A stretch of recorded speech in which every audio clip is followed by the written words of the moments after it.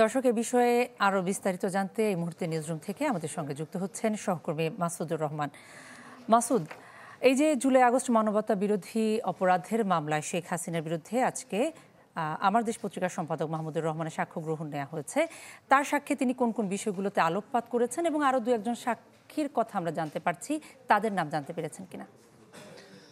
আসলে মানবতা বিরোধী অপরাধের মামলাগুলো প্রমাণ করার জন্য ঐতিহাসিক প্রেক্ষাপট বর্ণনা করতে হয়, তারই ধারাবাহিকতায় এই মামলায় ঐতিহাসিক প্রেক্ষাপট বর্ণনা করছেন এবং সাক্ষী দিচ্ছেন শেখ হাসিনার বিরুদ্ধে আমাদের পত্রিকার সম্পাদক মাহমুদুর রহমান।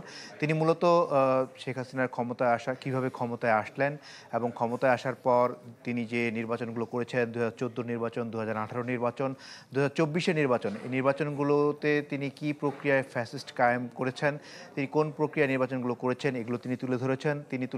বিচার বিভাগ কীভাবে পুরো দলীয়করণ করে শেখ হাসিনা বিচার বিভাগ কবজায় নিয়ে ফ্যাসিস্ট সরকার, তার যে সরকার সেটা দীর্ঘায়িত করেছেন, এটি তিনি বর্ণনা করেছেন। তাকে মোট 36 দিন তুলে নিয়ে যাওয়া হয় 2 দফায়। এবং আমার দেশ পত্রিকায় স্কাইপ কেলেঙ্কারি, গত ট্রাইব্যুনালে যখন প্রথম ট্রাইব্যুনাল শুরু হয় তখন স্কাইপ কেলেঙ্কারি ছিল এবং স্কাইপ কেলেঙ্কারির জোরে একজন বিচারপতি নিজামুল হক তিনি পদত্যাগে বাধ্য হয়েছিলেন। তিনি সেই প্রেক্ষাপটগুলো তুলে ধরে বলেছেন যে এই সমস্ত ঘটনা তখন তারা একটা পত্রিকায় আমার দেশে হেডলাইন করেছিলেন, শাহবাগে ফ্যাসিবাদের পদধ্বনি। তার প্রেক্ষিতে তার আমার দেশ পত্রিকাও বন্ধ করে দেওয়া হয়। সার্বিক দিক বিবেচনায় নিয়ে তিনি বলেছেন যে যে সমস্ত অভিযোগগুলো শেখ হাসিনার বিরুদ্ধে এসছে এবং যে গুম, খুন এবং নির্যাতনের বর্ণনাগুলো তিনি দেখেছেন, তাকে যখন রিমান্ডে নেওয়া হয়েছে, তাকে যখন টিএফআই সেলে নেওয়া হয়েছে এবং সার্বিকভাবে তাকে যখন এই নির্যাতনের বর্ণনাগুলো তিনি দিয়েছেন, তিনি তার বইয়ের উদ্ধৃতি দিয়েছেন।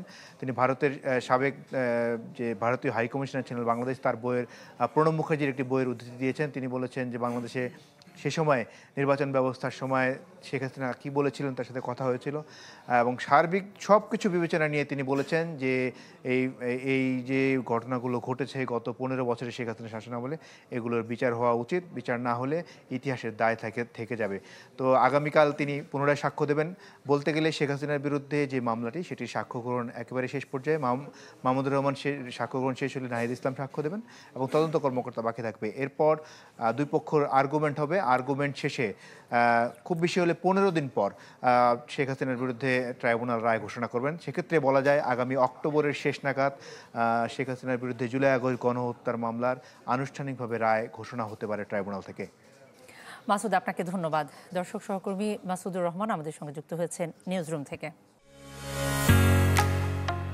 ঢালাইয়ের সেরা প্রিমিয়ার সিমেন্ট।